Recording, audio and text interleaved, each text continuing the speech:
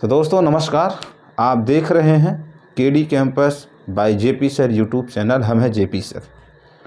दोस्तों कैसे हैं आप लोग? उम्मीद है कि शानदार ज़बरदस्त जिंदाबाद होंगे। जहां कहीं पर होंगे आपकी पढ़ाई का काम बेहतर तरीके से चल रहा होगा, किसी भी समस्याओं का सामना नहीं करना पड़ रहा होगा और आप अपने लक्ष्य की ओर अग्रसर बढ़ते रहे होंगे। तो दोस्तों जैसा कि आप देख रहे हैं, मेंडल बैच का लेक्चर नंबर 4 है। लेक्चर नंबर 3 में हमने कुछ इंपॉर्टेंट टर्मिनोलॉजी थे जो कि जेनेटिक्स के था, उसका हमने आपसे डिस्कशन किया हूं और बहुत बेहतरीन तरीके से उसको डिस्कस किया हूं। और हमारी ये पूरी कोशिश है कि अगर आपको जेनेटिक्स 0 लेवल पे हैं तो हम आपको हीरो बनाने की पूरी कोशिश करूँगा। आपको घबराने की एकदम ज़रूरत नहीं है। हम पूरी समझ और पूरी अंडरस्टैंडिंग के साथ आपके पास चीज़ों को लेकर आ रहा हूँ। अगर चैनल पर नए हैं तो चैनल को सब्सक्राइब करें, लाइक करें, शेयर करें। दोस्तों आप जानते हैं कि मेंडल ने गार्डन पी पाइसम सटाइबम पर अपना रिसर्च किया था, अपना एक्सपेरिमेंट किया था उन्होंने।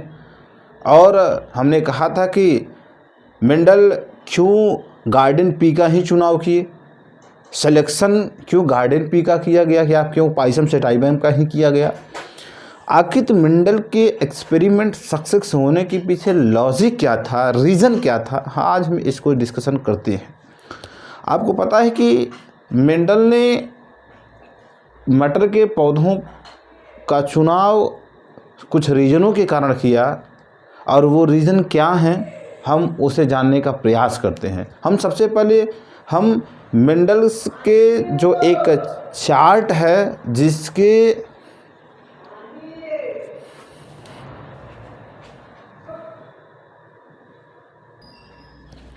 तो दोस्तों जैसा कि आपको पता है कि मेंडल ने अपने एक्सपेरिमेंट में 7 डिफरेंट कंट्रास्टिंग कैरेक्टर वाले पौधों का सिलेक्शन किया और उसी जो पौधे हैं या जो पाइसम सटाइवम है, जो 7 कैरेक्टर वाले अलग अलग कैरेक्टर वाले हैं, उन्हीं पर मेंडल ने अपनी पूरी एक्सपेरिमेंट को किया।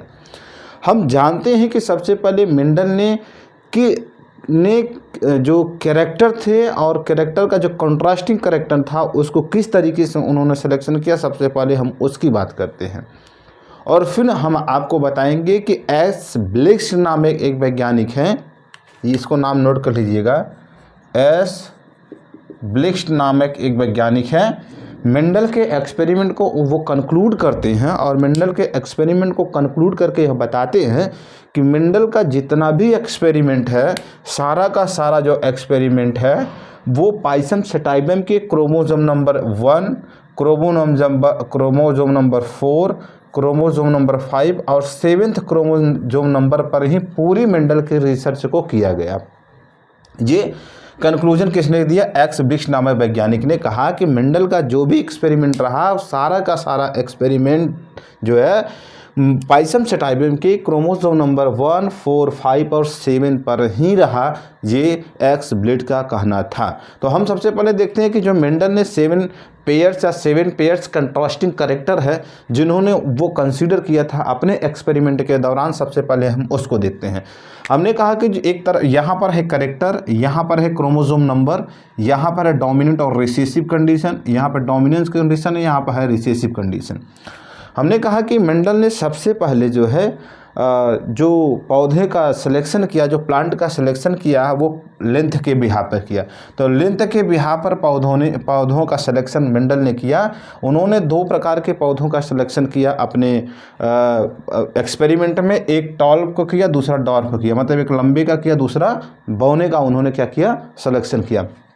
Later on Mendel considered flower position of plant. उन्होंने फ्लावर के पोजीशन, पौधों में फ्लावर के पोजीशन को कंसीडर किया और उन्होंने क्या कंसीडर किया, एक एक्सियल किया, दूसरा क्या किया, टर्मिनल पोजीशन को उन्होंने कंसीडर किया। Later on Mendel considered plant on the basis of shape of ports के बिहाफ पर मेंडल ने क्या किया, प्लांट को कंसीडर किया और एक जो है इनफ्लैटेंड और दूसरा क्या किया, कंस्ट्रिक्टेड प्लांट को उन्होंने क्या किया, अपने एक्सपेरिमेंट में कंसीडर किया। Later on Mendel consider plant on the basis of the colour of ports के कलर के बिहाफ पर भी मेंडल ने क्या किया, अपने एक्सपेरिमेंट को किया और 2 तरीक़ों के, एक पहला ग्रीन को कंसीडर किया और दूसरा एलोपोड्स वाले प्लांट को उन्होंने क्या किया, कंसीडर किया। Later on Mendel considered shape of the seed on the basis of the seed round seed और रिंकल सीड के बिहा पर मेंडल ने अपने एक एक्सपेरिमेंट को किया। और फिर कलर ऑफ कॉटिलिडान के बेस पर उन्होंने किया, तो उन्होंने एक येलो को चुनाव किया और दूसरा किसका चुनाव किया, ग्रीन का किया। और कलर ऑफ फ्लावर का उन्होंने सिलेक्शन किया और एक वायलेट का किया, दूसरा किसका किया, वाइट कलर का फ्लावर का उन्होंने क्या किया, अपने एक्सपेरिमेंट में उन्होंने कंसिडरेशन किया। हुआ क्या कि जब लेंथ को देखा गया तो लेंथ जो है, लेंथ के लिए 4 नंबर का जो क्रोमोसोम था वो रिस्पॉन्सिबल था और पोजीशन के लिए भी 4 नंबर का जो क्रोमोसोम था वही रिस्पॉन्सिबल था और पोर्ट्स के लिए भी 4 नंबर्स का ही जो आपका क्रोमोसोम था वही था। लेकिन कलर ऑफ पोर्ट्स के लिए 5th नंबर जो क्रोमोसोम था वो कंसीडर था और शेप ऑफ सीड के लिए 7 नंबर था और कलर ऑफ कॉटिलिडान के लिए 1 नंबर क्रोमोसोम था और कलर ऑफ फ्लावर के लिए भी 1 नंबर क्रोमोसोम ही था। तो दोस्तों इसीलिए B.S. ब्लेक्सले ने कहा, पूरा कंक्लूजन दिया कि मेंडल की जो भी एक्सपेरिमेंट रहा वो केवल 4 क्रोमोसोम पर ही निर्भर था। वो कौन सा क्रोमोसोम था, 1, 4, 5 और 7। आइए जानते हैं दोस्तों कि मेंडल का आखिरकार और कौन से ऐसे रीजन थे जिसके कारण मेंडल का एक्सपेरिमेंट सक्सेस हुआ, हम उसको भी देखने का प्रयास करते हैं कि आखिरकार मेंडल ने अपने प्रयोग में पाइसम सेटाइबम को ही क्यों सिलेक्शन किया। एक बात क्लियर है कि मेंडल ने अपने प्रयोग में पाइसम सेटाइबम का इसलिए प्रयोग किया क्योंकि पाइसम सेटाइबम जो है अलग अलग कैरेक्टरों के बिहार पर हम कैटेगराइज करके उसे आराम से ईजी वे में प्राप्त कर सकते हैं, देख सकते हैं। इसीलिए मेंडल ने क्या किया, अपना जो वर्क है वो पाइसम सेटाइबम पर किया। तो पहली बात, एक बात क्लियर है कि डिफरेंट बिहार पर हम जो होते हैं पाइसम सेटाइबम को इजी वे में प्राप्त कर सकते हैं। इसीलिए हमने क्या किया, पाइसम सेटाइबम का सिलेक्शन किया। और कौन से रीजन है जिसके कारण हमने पाइसम सेटाइबम का सिलेक्शन किया है, आइए उसे भी देखते हैं इसी वीडियोज में। हेडिंग है रीजन फॉर मेंडल सक्सेस। वो कौन सा रीजन था जिसके कारण मेंडल अपने एक्सपेरिमेंट में सक्सेस रहे, उसी बात के हम इर्द गिर्द आपसे बात करने के लिए चल रहे हैं। दोस्तों देखिए कि आपको पता है हम और आप गांव से बिलोंग करते हैं और हमें ये बात पता है, बेहतर तरीके से पता है कि जो मटर होता है वह बहुत कम समय में ही तैयार हो जाता है। दूसरी बात, हम मटर के अलग अलग पौधे बड़े इजी वे में प्राप्त कर सकते हैं, चाहे वो फली के आधार पे हो, चाहे वो फ्लावर के आधार पे हो, चाहे वो लेंथ के बिहाव पर हो, चाहे जिस बिहाव पर हम मटर को अगर ढूंढने की कोशिश करें तो वो बहुत इजी वे में हमें क्या हो जाता है, मिल जाता है। तो मेंडल ने भी अपने प्रयोग में वही किया कि मेंडल ने अलग अलग कैरेक्टर के आधार पर उन्होंने क्या किया, अपने प्रयोग को किया। तो मेंडल जो प्रयोग कर रहे थे तो उसमें ऐसी कौन सी सिचुएशन सी, कौन कौन से कंडीशन हुए जिसके कारण मेंडल के जो है एक्सपेरिमेंट सफल हुए। तो सबसे पहली बात, मेंडल ने अपने प्रयोग जब कर रहे थे तो उस प्रयोग में उन्होंने कंसीडर किया मटर के पौधे के कैरेक्टर को। एक जब एक्सपेरिमेंट कर रहे थे एक बार कम से कम उन्होंने 2 कैरेक्टर को कंसीडर किया, फिर उन्होंने और मेनी कैरेक्टर को कंसीडर किया। मतलब क्या किया कि उन्होंने जब अपना प्रयोग शुरू किया तो सब कम से कम 2 कंट्रास्टिंग कैरेक्टर को उन्होंने क्या किया, कंसीडर करके अपने प्रयोग को आगे बढ़ाने का प्रयास किया। हम अभी इसके आगे वाले वीडियोज में देखेंगे क्या उनकी टेक्निक रही है, टेक्निक के बारे में भी बात करेंगे। लेकिन यहाँ सबसे पहले देखते हैं कि reason of for Mendel success में मेंडल ने सबसे पहले पाइसम सेटाइबम के 2 कैरेक्टर को उन्होंने क्या किया, कंसीडर किया। 2 कंट्रास्टिंग कैरेक्टर को कंसीडर करके अपने एक्सपेरिमेंटों को आगे बढ़ाया। और हमने कहा कि पाइसम सेटाइबम में 2 कंट्रास्टिंग कैरेक्टर बड़े आसानी के साथ मिल जाते हैं, तो उन्होंने वैसा ही किया कि 2 कंट्रास्टिंग कैरेक्टर को उन्होंने ध्यान में रखा और अपने एक्सपेरिमेंटों को आगे बढ़ाने की कोशिश किया। अब बात ये था कि जो सिलेक्शन था प्लांट का जो सिलेक्शन था प्लांट का वो गार्डन पी ही क्यों? आखिरकार गार्डन पी ही क्यों? यह भी बात आती है कि भैया और भी तो मटर के पौधे हो सकते थे, लेकिन गार्डन पी ही क्यों ऐसा उन्होंने कंसीडर किया, क्यों उनके लिए ज़रूरी रहा? तो आपको पता है कि जो गार्डन पी होता है वो एनुअल प्लांट होता है। क्या होता है? एनुअल प्लांट होता है, और एनुअल प्लांट का होने के कारण इन्होंने क्या किया, गार्डन पी का ही अपने प्रयोग में क्या किया, सिलेक्शन करने का काम किया। ठीक है दोस्तों, और सबसे बड़ी बात यह है कि यह जो गार्डन पी है, गार्डन पी का जो लाइफ कह सकते हैं वो लगभग 2 से 3 मंथ का है। मतलब 2 से 3 मंथ में गार्डन पी क्या होता है, इजी वे में बड़ी आसानी के साथ क्या हो जाता है, वो तैयार हो जाता है। इसीलिए अपने प्रयोग में क्या किया गया, गार्डन पी का मंडल ने क्या किया, सिलेक्शन करने का प्रयास किया। तीसरी बात यह है कि ये जो गार्डन पी होता है, ये जो गार्डन पी है, garden pea consist many contrasting character.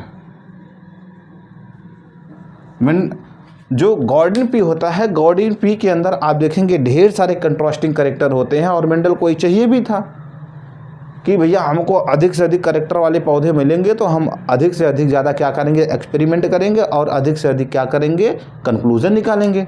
तो गार्डन पी का सिलेक्शन इसलिए भी किया गया कि क्योंकि उसमें ढेर सारे क्या होते हैं, कंट्रास्टिंग कैरेक्टर होते हैं। और आपको पता है कि जो पी होते हैं, जो या गार्डन पी है या जो पी हैं, जो पी के प्लांट होते हैं वो जनरली कैसे होते हैं, बाइसेक्सुअल होते हैं। बाइसेक्सुअल होने के कारण भी इसमें आसानी के साथ क्या हो सकता है, सेल्फ पॉलिनेशन भी हो सकता है, सेल्फ पॉलिनेशन भी हो सकता है। तो सेल्फ पॉलिनेशन होने के कारण या बाइसेक्सुअल होने के कारण भी मेंडल ने क्या किया, अपने प्रयोग में गार्डन पी का क्या किया, उन्होंने सिलेक्शन किया। और कौन सी बात हो सकती है, आपको पता है कि अगर वो बाइसेक्सुअल है तो इसमें क्रॉस पॉलिनेशन की डिफिशियंसी होगी। इसमें क्या होगा भाई, इसमें बाइसेक्सुअल है तो सेल्फ पॉलिनेशन की इफिशियंसी होगी, और क्रॉस पॉलिनेशन की क्या होगी, डिफिशियंसी कंडीशन देखने के लिए मिलेगी। अब यहाँ एक बात यह भी है कि जब क्रॉस पॉलिनेशन की डिफिशियंसी देखने के लिए मिलेगी तो ये भी हो सकता है, इसे हम देख सकते हैं कि गार्डन पी में क्रॉस पॉलिनेशन की डिफिशियंसी होगी। अब जब क्रॉस पॉलिनेशन की डिफिशियंसी होगी तो इसमें हाइब्रिडाइजेशन की चांसेस क्या होंगी, इसमें हाइब्रिडाइजेशन की जो चांसेस हैं वो क्या होगी, ज़्यादा होगी। क्यों नहीं भाई, जब क्रॉस पॉलिनेशन की डिफिशियंसी है तो क्या होता है, हाइब्रिडाइजेशन की क्या होगी, चांसेस ज़्यादा होने की स्थिति देखने मिलेगी। तो और क्या हो सकता है कि ये जो गार्डन पी होता है, ये जो गार्डन पी है, हम इसे इजी वे में क्या कर सकते हैं, कल्टीवेट कर सकते हैं, बड़े आसानी के साथ इसे क्या कर सकते हैं, उगा सकते हैं। कम लागत में आसानी के साथ हम क्या कर सकते हैं, इस गार्डन पी को उगा सकते हैं। इसके भी यहाँ पर भी क्या किया, मेंडल ने जो है अपना एक्सपेरिमेंट जो है और कोशिश किया। और सबसे बड़ी बात यह है कि मेंडल ने इसलिए भी गार्डन पी का चुनाव किया क्योंकि गार्डन पी में लार्ज नंबर में क्या होते हैं, सीड होते हैं। लार्ज नंबर में सीड होने के कारण भी मेंडल ने क्या किया, अपने एक्सपेरिमेंट में स्पाइसम सेटाइवम का सिलेक्शन किया। आप देखेंगे ढेर सारे कैरेक्टरों के बिहार पर मेंडल ने अपने एक्सपेरिमेंट में पाइसम सेटाइवम का सिलेक्शन किया। हमें उम्मीद है कि आपको समझ में आ रहा होगा। अगर किसी भी प्रकार का डाउट है तो आप ज़रूर कमेंट बॉक्स में जाकर के वहाँ पर चीज़ों को पूछ सकते हैं। तो हमने कहा कि इतना ढेर सारे कैरेक्टर, अब देखिए मेंडल ने इतने कैरेक्टरों के बिहार पर पाइसम सेटाइवम का प्रयोग किया। और सबसे महत्वपूर्ण बात यह है कि मेंडल ने जब अपने एक्सपेरिमेंट को कर रहे थे तो अपने एक्सपेरिमेंट में इस कैरेक्टरों को उन्होंने क्वांटिटेटिवली एनालाइज किया। इन्होंने क्वांटिटेटिवली उन्होंने क्या किया, इसे एनालाइज किया। और क्वांटिटेटिवली एनालाइज करने के बाद उन्होंने कैरेक्टरों को जो है क्वालिटेटिव कैरेक्टर को देखा। उन्होंने क्या किया, उन्होंने क्वालिटेटिव कैरेक्टर को उन्होंने क्या किया, देखने का अपने। तो अगर आपसे पूछा जाए कि मेंडल का एक्सपेरिमेंट कैसा रहा, तो आप बताएंगे कि मेंडल ने अपने एक्सपेरिमेंट में क्वालिटेटिव एनालिसिस किया और उन्होंने एनालिसिस करके जो कैरेक्टर है वो क्वालिटेटिव कैरेक्टर को उन्होंने क्या किया, देखने का प्रयास किया। और सबसे बड़ी बात सिलेक्शन के पीछे क्या है, क्यों सक्सेस हुआ इनका, इसके पीछे एक सक्सेस होने का रीज़न और है कि मेंडल ने जितने भी एक्सपेरिमेंट किया, मेंडल ने जो भी एक्सपेरिमेंट किया, उन्होंने अपने एक्सपेरिमेंट का जो भी डाटा था, उन्होंने एक डाटा तैयार किया और डाटा तैयार करके उन्होंने क्या किया, उसे व्यवस्थित तरीके से उसे रखने का प्रयास किया, जिसे हम कहें इस स्टैटिकल क्या कहते हैं, उसे स्टैटिकल रिकॉर्ड कहते हैं, स्टैटिकल रिकॉर्ड कहते हैं। तो मेंडल ने अपने पूरी एक्सपेरिमेंट का एक स्टैटिकल रिकॉर्ड तैयार किया और उस रिकॉर्ड को तैयार करके उन्होंने क्या किया, अपने एक्सपेरिमेंट को आगे बढ़ाने का प्रयास किया। और आप देखेंगे कि मेंडल के जाने के बाद Hugo de Vries, Carl Correns और शेरमार्क जब आते हैं तो उनको उसी रिकॉर्ड को उठा करके उन्होंने क्या करते हैं, जेनेटिक्स के क्षेत्र में एक अहम भूमिका निभाते हैं और क्या करते हैं, मेंडल का जो रूल्स था या मेंडल का जो भी एक्सपेरिमेंट था उससे उन्होंने कुछ नियम को प्रतिपादित किया, जैसे law of segregation, law of dominance, recessive character. ये सब चीज़ें हम आपसे आगे बात करने का पूरी तरीके से प्रयास करूँगा और हमें उम्मीद है कि पूरी तरीके से उम्मीद है कि आपको चीज़ें बेहतर तरीके से समझ में आ रही होंगी। तो दोस्तों अब जो अगला वीडियोस होगा वो होगा कि मेंडेलियन टेक्निक क्या है, आखिरकार मेंडल ने अपने एक्सपेरिमेंट को शुरू किस तरीके से किया, उनकी तकनीकी क्या है, जो कि अभी भी बहुत से टीचरों को पता ही नहीं है, जो पढ़ाते ही नहीं है, जो छोड़ देते। क्योंकि हमें जब शुरुआती टेक्निक ही चीज़ों का नहीं पता रहेगा तो जाहिर सी बात है हमें ना तो फर्स्ट जनरेशन ना तो सेकेंड जनरेशन कोई चीज़ें हमें तरीके से समझ में नहीं आएंगे। इसलिए हम अगली वीडियो में जब आपसे बात करेंगे तो मेंडेलियन तकनीकी के बारे में बात करेंगे कि आखिरकार मेंडल ने अपने एक्सपेरिमेंट को किस तरीके से शुरू किया था। लेटर ऑन फिर हम आएंगे कि मेंडल का जो एक्सपेरिमेंट है, जो लॉ प्रपोज किया गया था Hugo de Vries, Carl Correns और शेरमार्क के द्वारा, फिर हम उस पर 1 बाय 1 क्या करेंगे, आपसे डिस्कस करेंगे, देखेंगे मोनो हाइब्रिड क्या क्रॉस क्या होता है, डाई हाइब्रिड क्रॉस क्या होता है, वो सारी चीज़ें हम 1 बाय 1 आपसे बात करने के लिए कोशिश करेंगे। तो दोस्तों आज का वीडियो यहीं तक। अगर आपको वीडियोस पसंद आएगी तो आप चैनल को सब्सक्राइब, लाइक, शेयर ज़रूर करेंगे और अगर आपको किसी भी प्रकार का कोई डाउट है तो आप उसे ज़रूर हमें कमेंट बॉक्स में उस प्रश्नों को पूछ सकते हैं। बहुत बहुत